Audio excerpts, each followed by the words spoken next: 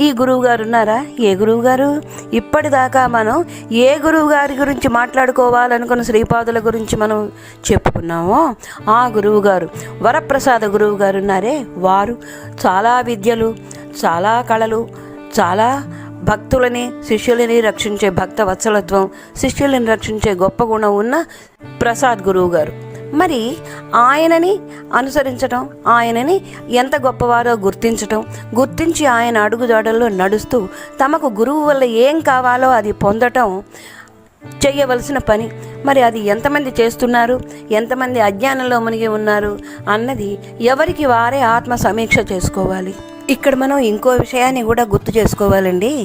ఏంటంటే శ్రీపాదుల నక్షత్రం ఎలా అయితే చిత్తా నక్షత్రమో, మరి ఈ వరప్రసాద్ గురూజీ నక్షత్రం కూడా చిత్తా నక్షత్రమేగా. అది మనకు అది వరకు తెలుసు, ఇప్పుడు తెలుసు.